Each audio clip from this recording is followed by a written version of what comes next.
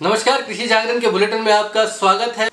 शुरुआत करेंगे आज कृषि जागरण के सफर से। तो 23 साल ये हमारी पुरानी मैगजीन और आज ये मैगजीन देश की 12 भाषाओं में प्रकाशित होती है और लगभग इसकी रीच जो इसकी पहुंच है वो 12 लाख किसानों तक है। तो आप अंदाजा लगा सकते हैं कि ये कृषि जागरण जो पत्रिका है कृषि में अपना एक अहम भूमिका निभा रही है, कृषि क्षेत्र को बढ़ाने के लिए, किसानों को तरह तरह की जानकारियां देने के लिए। और मैं एक बात और बताना चाहूँगा कि इस वजह से ये लिम्का बुक ऑफ रिकॉर्ड्स में भी शामिल है कि 12 भाषाओं में जो प्रकाशित होती हैं उसकी वजह से।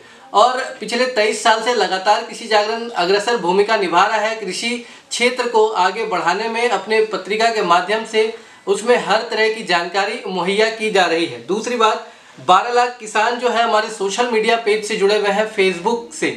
फेसबुक में अगर आप देखें, सोशल मीडिया प्लेटफॉर्म अगर आप देखें तो इसमें ट्विटर, लिंक्डइन, फेसबुक और यूट्यूब कई तरह की चीज़ें हैं। यूट्यूब की सब्सक्राइबर की अगर बात करें तो अभी हाल ही में यूट्यूब के 50,000 सब्सक्राइबर्स हुए, जिसके बाद कृषि जागरण अब एक विश्वसनीय चैनल भी, वेब चैनल भी बनता जा रहा है कृषि के क्षेत्र में, जिसको आप बोल सकते हैं। तो मैं लगातार आपसे आग्रह कर रहा हूं किसानों से कि वो कृषि जागरण के बुलेटिन को भी समझें और देखें, ताकि किस तरह से जो है वो कृषि क्षेत्र की अनेक जानकारियां जो यहाँ पे रिपोर्टर्स हैं या जो स्टाफ है वो अपने माध्यम से लोगों तक, किसानों तक पहुँचा रहे हैं। धन्यवाद। किसान भाइयों नमस्कार, आपका स्वागत है कृषि जागरण बुलेटिन में। अभी जो इवेंट्स हुए, जिस तरीके से साइंस के बारे में बताया गया, वो 3 से 7 आज वो ख़त्म हो रहा है। 3 जनवरी से 7 जनवरी तक था लवली प्रोफेशनल यूनिवर्सिटी लुधियाना के अंदर। और उस तरीके से ये देखा जाए तो ये हमें पता लग रहा है कि किस तरीके से विज्ञान और तकनीक से हम अपना जीवन जो है सुधार सकते हैं। अभी एक और इवेंट के बारे में बात करेंगे जो कि IARI Indian agriculture research institute Pusa के अंदर होने जा रहा है। वो है 14वां एग्रीकल्चर साइंस कांग्रेस, जिसको IARI करेगा।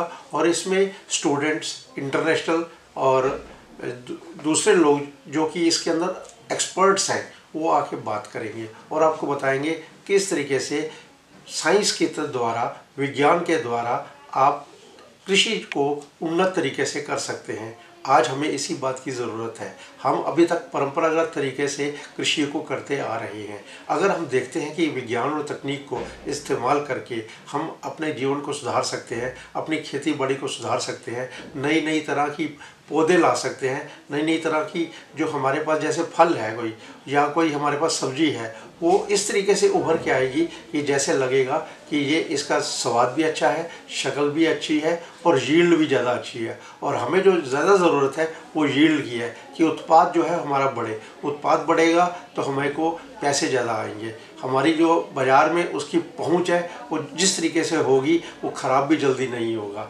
इस तरीके की सारी जानकारियों के लिए जब आप IARI के अंदर पूसा में 20 से 23 फरवरी तक 14th एग्रीकल्चर साइंस कांग्रेस को अटेंड करेंगे तो आपको इन सब की जानकारी मिलेगी। वहाँ की एक प्रदर्शनी भी लगेगी। हमने अभी हाल ही में डॉक्टर अशोक कुमार सिंह से बात की, जो कि वैसे है तो है हेड जेनेटिक्स के, लेकिन इस पूरे इवेंट के लिए वो ऑर्गेनाइजिंग सेक्रेटरी है। उन्होंने कृषि जागरण टीम को बताया, The 14th Agricultural Science Congress is going to be organized in Delhi from February 28th to February 23rd, 2019. The Congress is being jointly organized by National Academy of Agricultural Sciences, New Delhi and Indian Agricultural Research Institute. The main focus of the Congress, as its title reveals, is innovation for agricultural transformation. We all know that our Honorable Prime Minister has a vision to double the farmers' income by 2022, and in this Congress we are going to deliver on various issues that will help in maximizing productivity and profitability of the farmers. The Congress is likely to be attended by more than 2,000 participants throughout the country, and also we are going to get about 35 speakers from other countries who will be speaking about the cutting edge science and technology for agricultural transformation. Thank you very much. Dr. Sahab, you were telling about the last date of those people, those who are interested. So that also you can just tell me. The registration for the Congress is open. The last date for registration is January 15th. Beyond that, it will not be possible to extend the date, and therefore I would like to request all the participants who are interested to take part in the Congress must register before January 15th, 2019. Lots of any fees is there? Yes, there is a website which is called 14thagriscience2019.in. If you go to this website, you can find the complete detail for the registration process. The fee for the registration is rupees 8,000 for scientists, associate professor, assistant professors, teachers and faculty members, and is rupees 6,000 for the accompanying person and 4,000 for the students. Lots of any message you would like to give to the readers of Krishi Jagran and Agriculture World? I would like to request the readers to kindly take out time to participate in the Congress in big way, because this Congress is a very important Congress. It is organized once in 2 years by the National Academy of Agricultural Sciences. All the latest development in the field of agriculture will be deliberated upon by the participants, speakers, and anybody who participates in the Congress will be greatly benefited. Thank you, sir. और हम ये आप video में देख सकते हैं किस तरीके से वो चाहते हैं कि आप ज़्यादा से ज़्यादा तरीके से आके उसको अटेंड करें और जानकारी हासिल करें। धन्यवाद। नमस्कार किसान भाइयों, कृषि जागरण न्यूज़ बुलेटिन में आपका स्वागत है। आज मैं प्रधानमंत्री नरेंद्र मोदी से जुड़ी हुई एक खबर के बारे में बताऊंगा। दरअसल प्रधानमंत्री नरेंद्र मोदी की एक बायोपिक फिल्म बनने जा रही है। इस फिल्म का नाम है पीएम नरेंद्र मोदी। इसके निर्देशक का नाम है उमंग कुमार और इसके जो प्रोड्यूसर उनका नाम है संदीप कुमार। ऐसा नहीं है कि जो उमंग कुमार इससे पहले किसी बायोपिक फिल्म को नहीं बनाया, इससे पहले भी उन्होंने सरबजीत और मैरी कॉम को बनाया। उमंग कुमार की जो लास्ट फिल्म थी वो भूमि थी। इस फिल्म में अभिनेता संजय दत्त ने अभिनेता का किरदार निभाया था। जो पीएम नरेंद्र मोदी फिल्म है, इस फिल्म को 23 भाषाओं में रिलीज़ किया जाएगा। इसका पहला पोस्टर 7 जनवरी 2019 को मुंबई से रिलीज़ किया जाएगा, जिसको महाराष्ट्र के मुख्यमंत्री देवेंद्र फडणवीस करेंगे। बता दें कि इन दिनों बॉलीवुड में बायोपिक फिल्मों का दौर चल गया है। ऐसी फिल्में इन दिनों बायोपिक फिल्में बॉक्स ऑफिस पे अच्छी खासी इनकम भी कर रही हैं। अभी हाल ही में the accidental prime minister Thackeray का ट्रेलर रिलीज किया गया है, जो कि इन दिनों सोशल मीडिया पर चर्चाओं का विषय बना हुआ है। इससे पहले पद्मावत फिल्म आई थी, वो भी काफ़ी चर्चाओं का विषय बनी हुई थी। धन्यवाद। नमस्कार किसान भाइयों, कृषि जागरण बुलेटिन में आपका स्वागत है। आज बात करेंगे एक ऐसी विधि की और ऐसी योजना की जो किसानों के लिए बहुत लाभदायक है, जिसका नाम है मोर क्रॉप पर ड्रॉप। खेतीबाड़ी के लिए सबसे ज़्यादा ज़रूरी होता है ज़मीन, बीज और पानी। इस पर मेहनत करने के से किसान अपना पेट तो पालता ही है, साथ ही लाखों लोगों का भरण पोषण भी करता है। प्रधानमंत्री जी का भी यही कहना है कि मोर क्रॉप पर ड्रॉप पर पानी से अधिक फसल पर सिंचाई की जा सकती है। और ड्रिप इरिगेशन में कौन कौन से राज्य इसके अंतर्गत आते हैं, इसके बारे में हम आपको जानकारी दे दें। पंजाब, हिमाचल, हरियाणा और उत्तर भारत के तमाम राज्य इस मोर क्रॉप ड्रॉप योजना का फायदा ले रहे हैं। इसके अतिरिक्त आपको बता दें कि इस योजना का लाभ सभी वर्ग के किसानों के लिए मान्य है। योजना का लाभ लेने के लिए किसान के पास खुद की जमीन होनी चाहिए। प्रधानमंत्री कृषि योजना मोर ड्रॉप पर क्रॉप पर माइक्रो इरिगेशन योजना के तहत उद्यान विभाग किसानों को स्प्रिंकलर पोर्टल, ड्रिपल इरिगेशन, रेनगन अनुदान दे रहा है। इस योजना में फसल होने से पानी की खपत में भी कमी आती है और पौधे को पर्याप्त मात्रा में पानी भी मिलता है। इससे पौधों की जहाँ ग्रोथ होती है वहीं किसानों के खर्च भी कम हो जाते हैं। इस योजना का लाभ सभी प्रकार के किसान ले सकते हैं। फिलहाल आज के बुलेटिन में इतना ही। धन्यवाद। नमस्कार किसान भाइयों, आपका कृषि जागरण बुलेटिन में स्वागत है। मैं आज आपको बताने जा रहा हूँ छत्तीसगढ़ में किस तरीके से छत पर हो रही है सब्जियों की खेती। आज के समय में छत पर सब्जियों और फलों की खेती को करने का प्रचलन बढ़ गया है, क्योंकि जैसे जैसे शहरीकरण बढ़ता जा रहा है वैसे वैसे जगह की कमी होने लगी है। इसीलिए लोग आज अपनी छतों पर सब्जियों को उगा रहे हैं। ऐसा ही कमाल छत्तीसगढ़ के गरियाबंद इलाके में किया जा रहा है, जहां पर किसान राम गुलाल सिन्हा अपनी छत पर अपने घर की छत पर सब्जियों को उगा रहे हैं। उन्होंने ऐसा करके अपनी छत को एक नई जैविक और खेती की प्रयोगशाला बना दिया है।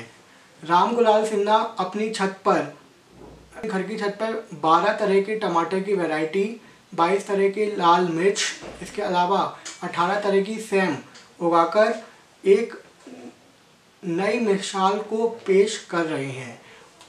उन्होंने ऐसा करके ना सिर्फ अपने छत पर जैविक खेती को उगाने की कोशिश की है, बल्कि वे आसपास के किसानों को भी इसका मुनाफा दे रहे हैं।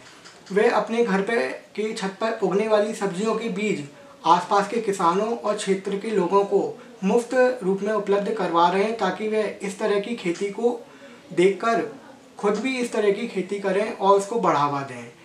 यही नहीं, उनके इस प्रयास को देखकर छत्तीसगढ़ की सरकार दुर्ग, रायपुर, बिलासपुर जैसे ज़िलों में घर की छत पर खेती उगाने के लिए सब्सिडी भी प्रदान कर रही है।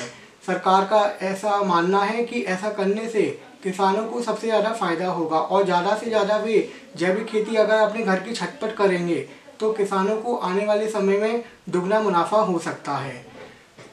राम गुलाल सिन्हा अपने आसपास के क्षेत्र के किसानों को घर की छत पर सब्जी उगाने के लिए जागरूक कर रहे हैं। इसके लिए वे कई तरह के कार्यक्रम भी चला रहे हैं और लोगों के बीच जाकर वे उनकी समस्या को सुनते हैं और ऐसा सुझाव देते हैं कि किस तरीके से लोगों को अपने घर की छत पर सब्जियों को उगाना चाहिए, ताकि उनको उससे ज़्यादा फ़ायदा होगा।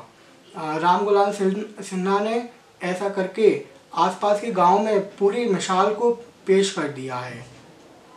अगर आपको छत्तीसगढ़ में इस तरह की छत पर खेती उगाने की कोई और भी जानकारी चाहिए तो आप हमारे कृषि जागरण पोर्टल पर जाकर और अधिक जानकारी प्राप्त कर सकते हैं। धन्यवाद। आज हम मौसम की खबर की शुरुआत दक्षिण भारत से करेंगे। दक्षिण भारत में चक्रवाती तूफान पाबुक अब कमज़ोर हो चला है, डिप्रेशन में तब्दील हो चुका है और इसके कारण पश्चिम बंगाल की खाड़ी के पूर्वी मध्य भागों में एक डिप्रेशन भी बन चुका है, जिसकी वजह से अंडमान निकोबार द्वीप समूह में तेज हवाओं के साथ बारिश होने की भी संभावना है। इसके अलावा तमिलनाडु के तटीय क्षेत्रों में कुछ बारिश हो सकती है और शेष सभी भागों में मौसम शुष्क बना रहेगा। अगर हम उत्तर भारत की बात करते हैं तो फिर यहाँ पर भी एक पश्चिमी विक्षोभ अब पूर्वी जम्मू कश्मीर के तटीय इलाकों में भी पहुँच चुका है, जिसके कारण जम्मू कश्मीर के पूर्वी हिस्सों के साथ साथ हिमाचल प्रदेश और उत्तराखंड में बारिश हो सकती है। इस बीच उत्तर पश्चिमी मैदानों और इलाकों में ठंडी हवाएं चलेंगी, जिसकी वजह से पंजाब, हरियाणा, दिल्ली, राजस्थान या उत्तर भारत से सटे इलाकों में शीतलहर का कहर जारी हो सकता है।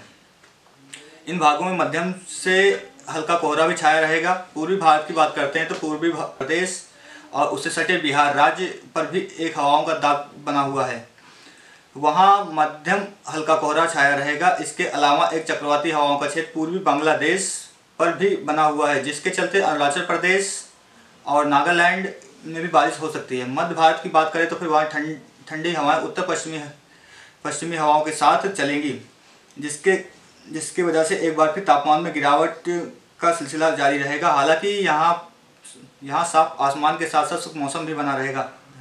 नमस्कार, इस वक्त बुलेटिन में आपका स्वागत है। आज हम बात करेंगे गर्म पानी के सेवन के बारे में। व्यस्त जीवन शैली। हमारा पाचन तंत्र हमारे शरीर का सबसे अहम हिस्सा है, क्योंकि यह हमारे शरीर के हर अंग को नियमित रूप से प्रोटीन, विटामिन और दूसरे आवश्यक तत्व पहुंचाता है। लेकिन यदि इसका ख्याल ना रखा जाए, यह पूरे शरीर के लिए रोगों का घर बन सकता है। आज हम रोज ना जाने क्या क्या खा रहे हैं, क्योंकि आज का जीवन इतना व्यस्त हो गया है कि किसी के पास भोजन करने के लिए पर्याप्त समय नहीं है। इसी कारण आज युवाओं में पेट संबंधी समस्याएं हो रही हैं। ऐसे समय में गर्म पानी एक ऐसी खुराक है जो पेट के तंदुरुस्त और ताज़ा बनाता है। किस भोजन के पाचन की है कैसी क्रिया?